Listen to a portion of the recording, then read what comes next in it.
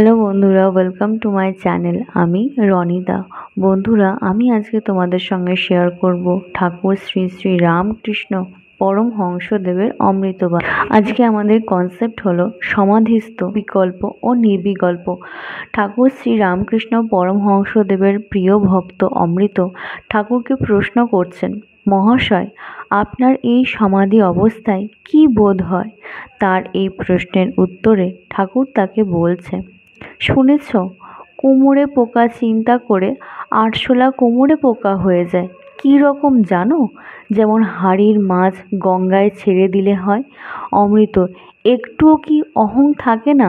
ঠাকুর বলছেন, হ্যাঁ, আমার প্রায় একটু অহং থাকে। সোনার একটু কণা, সোনার চাপে যত ঘষো না কেন তবু একটু কণা থেকে যায়। আর যেমন বড় আগুন আর তার একটি ফুলকি, বাহ্য জ্ঞান চলে যায়, কিন্তু প্রায় তিনি একটু অহং রেখে দেন বিলাসের জন্যে। আমি তুমি থাকলে তবে আস্বাদন হয়। কখনো কখনো সে আমিটুকুও তিনি পুছে ফেলেন।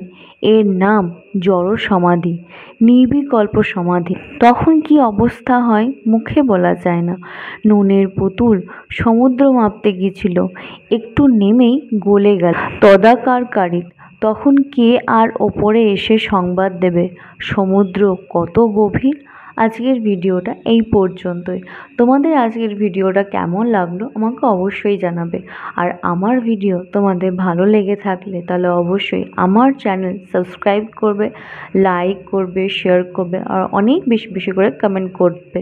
আজকে এই পর্যন্তই, দেখা হচ্ছে নেক্সট ভিডিওতে।